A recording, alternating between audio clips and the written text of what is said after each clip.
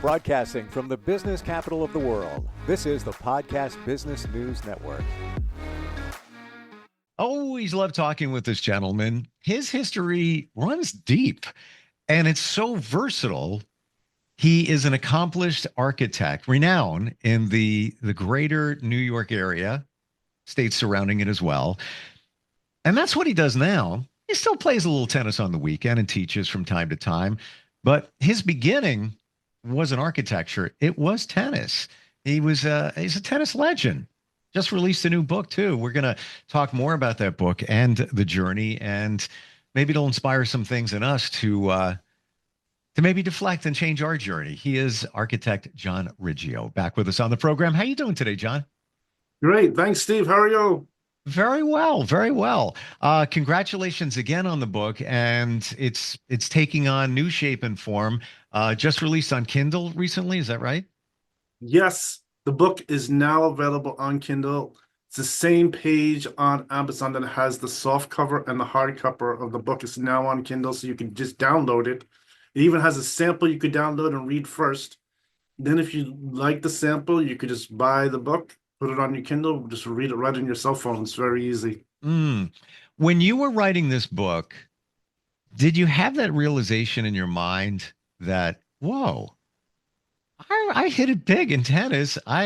Sometimes we forget where we came from. Did it like smack you over the head and say, wow, look at what I did at such an early age, multi-million dollar contracts, many million-dollar contracts, endorsements and all of that. Did it, this was buried in your mind, your past. Did it come clear that, wow, look what I did when I was younger?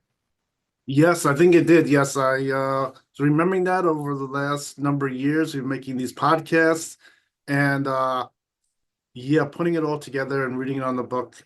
It does really explain how I was doing amazing things with tennis, and that started at a young age, and it continued on to the year 1999. So it was really amazing. And so I think one thing about the book also is putting together all the different things that maybe people didn't notice on TV, all the different names that were there. And I put together the whole history starting from the very young age. And it shows all the different chapters of my playing, just starting off and then really getting noticed that I could play pro tennis, and then all the different things with the chapters of my sponsors and the tennis courts. And one thing of why the book is named My Own Court is because I was such an amazing player. I was always able to hold my own tennis court. If I couldn't hold my own tennis court, I'd have to go on the road and I'd have to go play at someone else's tennis court. But since I was able to keep such an amazing percentage of playing, I was able to keep my own court. And that's really one center point of the book, is from the start to the end, I was able to keep my own court. And that was really what was amazing. For those of us who are unfamiliar with tennis and terminology, when you say hold or keep your own court, what do you mean? That is really that when you play some tennis matches, say you would play like, say, 10 tennis matches, if you were to win most of the tennis matches, you would stay on the same court. You'd be like the king of the court, and you would hold your court, and then other people would have to come to play me. So what would happen is, if I wasn't playing very good, if I was winning maybe only 40% of my matches, I wouldn't really hold my court. The sponsors wouldn't really stay interested in me. I'd really sort of go onto the side, and I'd have to try to find my way into going to their court to play. And a lot of times that experience happens when you get older as a player. When you reach where you're going to win maybe 50%, you can go on the road, which isn't too bad. If you're an older player, you can keep playing, and then you have all the experiences of going on the road and playing. But since I was able to hold my own court right to the very end, I was able to keep the high percentage, keep the interest of the sponsors. And that is why I really made it very clear that the whole thing is about my own court, that I was able to keep that tennis court for myself, and Mm. they really just came to see me. I didn't mind going places if they told me I had to go play somewhere. I certainly didn't mind going and playing someplace else. But since I was amazing player from the very start, I was able to hold my own court, and that is really what was amazing. I think in the book there were just two little chapters where there was some unfortunate things happening where I played sort of on the road at different tennis locations. They gave me the time, the date, the location, and the match did go ahead. And that was only because there was some really serious things going on where my court had to get closed temporarily, and it wasn't even because of my playing or my contract or anything. And so I did get a little understanding of playing on the road. And at that age, I was able to still win playing on the road. That was sort of a good test that I can go to someone else's court, go to a court just to meet at. And as long as I had some people watching me, videotaping the match, it didn't stop me from playing excellent and winning the match. And that was one good experience about that. I think if we have your own court and people come there, maybe they'd start to think that somehow the court is making me win or something like that. But obviously, going through some things like that, it wasn't true. And I think that started to happen after I graduated from high school and then had to find a new court for myself. So that is when I first started to find the next court away from where I was living and was headed over to court 33. And that was my first court that I was able to hold on my own. And by keeping my playing percentage winning, it then continued on to some other courts. And so that was a really an important step. But the whole thing Mm. was really to keep my winning percentage up and keep my own court. I think we need to repeat for everyone. You were young. This is the mind-blowing part about all of this. Holding your own court and everything that we're discussing here. Let's refresh everyone the age that we're talking about here. Could we do that, John? Yeah, I think, well, first I started very young, learning with my parents, maybe like the age of like 5 years old, going to the local courts. And from there, the next point was when I was about 9 years old. Um, I was able to bend this new Prince tennis racket. And when my mother brought it back to the pro shop, they immediately saw that and sponsored me, and that started my pro tennis. From there, I just developed on my own and have different things I explained in the book about starting my own tennis club, and then from there, really taking to the tennis matches with my coach and moving up through the tennis rankings and playing in the ATP, and that's really how it happened. I kind of chuckle inside every time we talk about the racket because essentially it was a broken racket or two that led to this career where you used to smash these rackets in play, not against the wall, and would break them. Wood, there's, if I remember correctly, some issues with metal. And that's where people caught their attention. You caught their attention in terms of, wow, this guy's got a powerful forehand or backhand. We got to look at this. How did you break that racket? Just because of the power in that. Isn't that kind of where it all began for you? Yes, it did. That's exactly how my tennis strength and they noticed that I could have the ability to swing the racket so fast at a young age, I could bend the racket, and that's from hitting right on the ball. Wow. Then I think as I developed, I tried so many rackets. They gave me, I think, approximately like 50 rackets, bending all of them. Some of them broke to pieces, the frames broke. And a lot of it had to do with playing my opponent that would hit the ball very fast too. Um, Sometimes the ball was hitting so fast it was beyond what was legally allowed. I explained that where their racket was strung higher than the amount that was allowed. So the ball was coming there even faster than was really probably made for the racket. And when I would hit the ball back, I would hit the ball back, swinging the racket very freely, using my weight to push into the ball, also swinging my whole body and I'd hit the ball, and if the whole thing was too much for the racket would crack. A lot of times, just the strings would break. I used to stress those rackets when sometimes the strings would break, and when they tried to restring the racket, the whole racket would crack. It was already like a completely cracked, broken racket by that time. You, So you've those are a already few you already took care of the things. integrity of it, and you might a lot of times you don't even see there could be a hairline crack, and they're trying to restring it, and it's pointless because Yes, you got your hands on it, John. It's your fault. they knew what was happening. This was going right to my pro shop, and they were saying the same thing that the rackets, when they tried to restring some of them, they already had cracks in them. They were completely stressed rackets, and they just described what happened as they strung them. The racket would sort of like break into pieces, and the pieces would go flying in the air there, and it was. They thought it was really amazing. I don't know if that's ever happened to them before or not that often, but the few times when the racket was had broken strings, the whole frame was also had cracked, and it was the whole thing would break. Wow. So as we went through the different brand rackets, I think the last racket, the Pro Stock, the Babolat racket I had held up very well. And in fact, one my backup rackets, my Prince racket, they made with this little mid bar in it, which was just a production racket, but a quality one. It wasn't a cheap racket. If you back then, if you were to buy it, it had a leather grip. It was $350, not including the stringing, which is Hmm. very expensive. For a racket, even today, to buy a $350 racket is very expensive.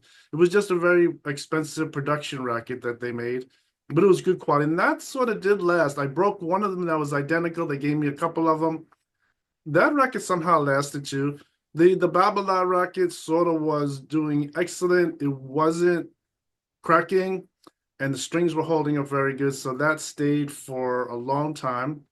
And so the whole thing with the broken rackets was just very interesting. And I went through all different brands of rackets, Hmm. different stringing weights too. They sometimes strung the weight down a little, thinking that that was going to save the racket that wasn't going to crack. But I think my racket strings in the end pretty much only came to like between 60 pounds and 62 pounds.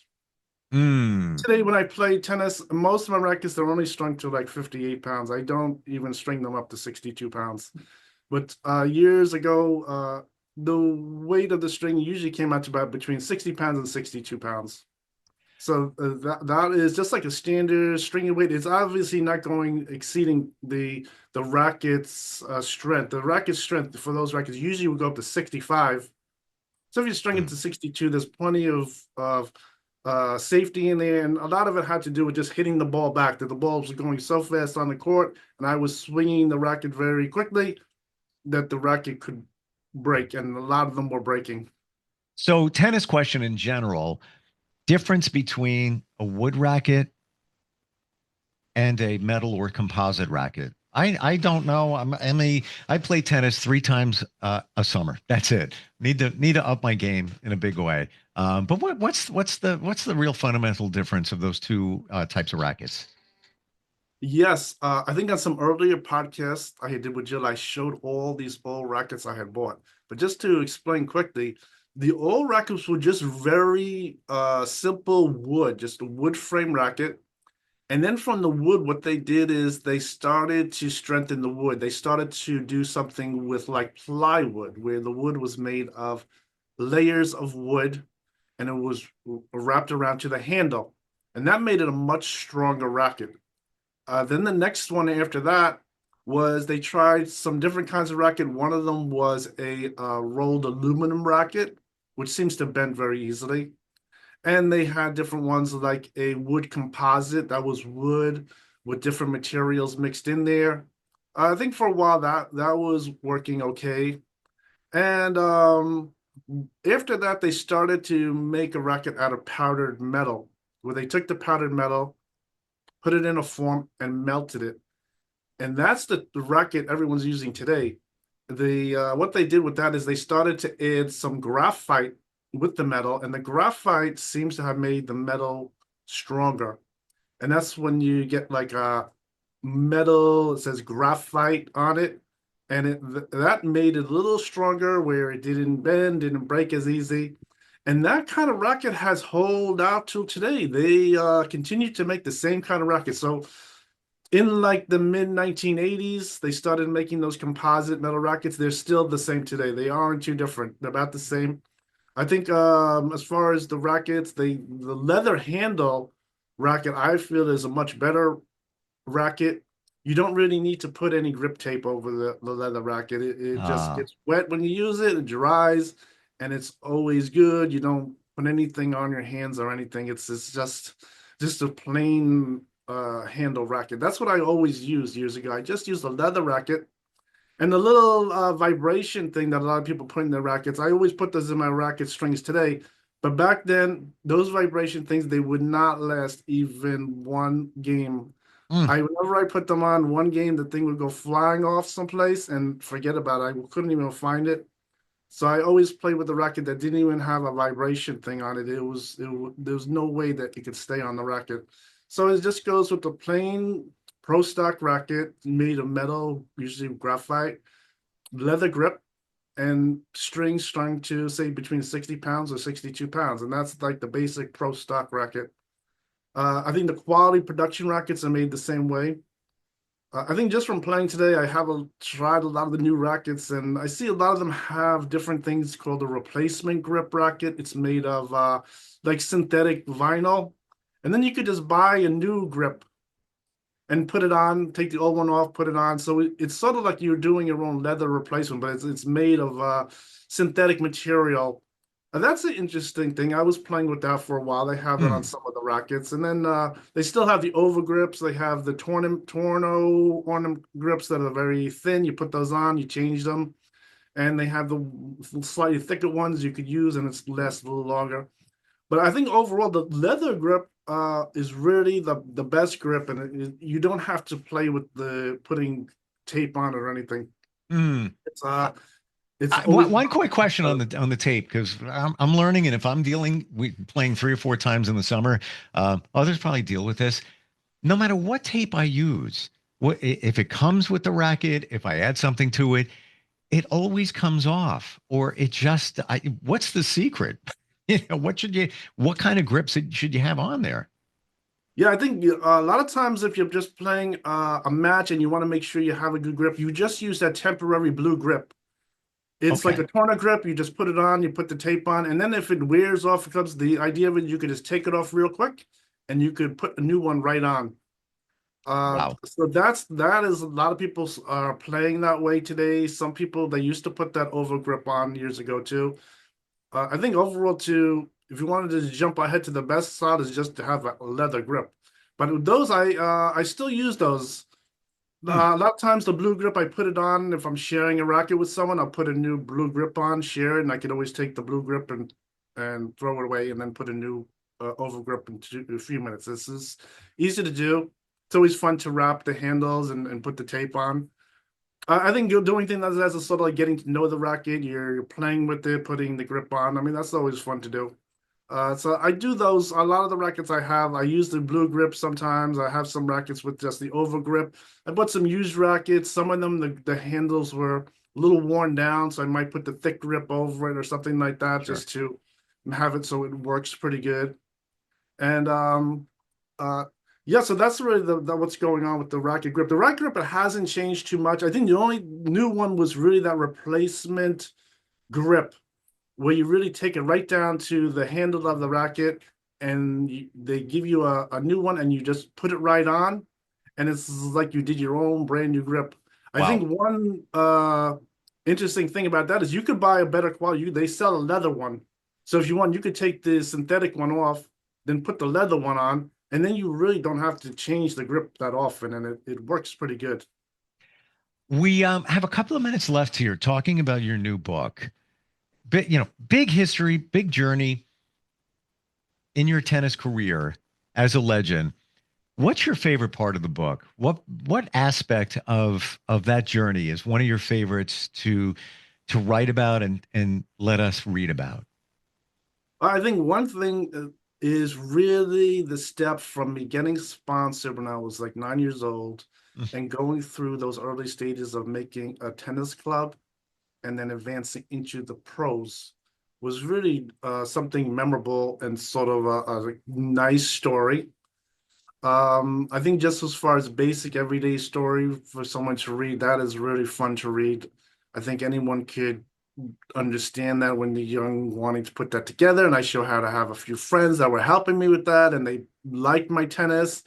And it was sort of good because at that age, when they were saying about uh, like I was going to start to play better tennis, and they, instead of saying no, they don't want to help me, they said yes, they want to help me advance in playing pro tennis at age in those school years. So I think that Hmm. was pretty good. I mean, that was a good thing. I think that was one really interesting part of the book that is really, I think anyone could understand and maybe enjoy reading it. And that also was really part of my own court, because that whole thing, when I was playing, even at that young age, led to where I kept my own court, didn't have to go to other courts, and really I show how I slowly improved playing in the percentages, just Did you learning know? and improving. Let's go all the way back. When you were 9, 10 years old, did you, in the back of your mind, look at these major tennis players of the day and think, man, I want to be like them? Or were you just playing? You were just having fun playing, perfecting the game again, 9, 10, 11 year old. Um, and then it just kind of happened. Were you Yeah, looking at I them? think I sort of just liked the game of playing tennis. I started off playing with my father, mother, and my brothers, Mhm. and we weren't watching TV, watching pros on television. We just went there and started to play, and I sort of liked playing tennis. And I got an idea that I could play professional tennis. Oh, And so as I started to play later on, as I developed playing with the my own club, it was really the enjoyment of playing tennis was really the main thing. And then whenever I was always given the like the hint or getting told that I could really play pro tennis from the whole tennis club and watching my tennis was really sort of very like very made me happy. It gives you like a happy feeling that mm. I was able to really achieve at the playing the tennis, and I was progressing good. But I think the whole thing was based on just having tennis playing for fun. And I so I that ha- was I go really and tell good. you, John, when you just started talking about that you were playing for fun and you just enjoyed the game so much, I could feel it. I could see it in your smile that it was a passion then and it's a passion now. And I want everybody to know. Share the name of the book. Yes, it's My Own Court, the life story of tennis legend John Riggio. Available on Amazon, over to Kindle now, audio version coming very soon. If somebody wants to learn more about the architecture side of you, and if I remember last time or a while back we got together, there's also a tennis section of your website, John Riggio, Riggio.com. Wonderful having you on here again, and just digging back into the game and your history. And again, John, congratulations on the book. You're welcome. Thanks a lot, Steve. Thank you. We'll be right back.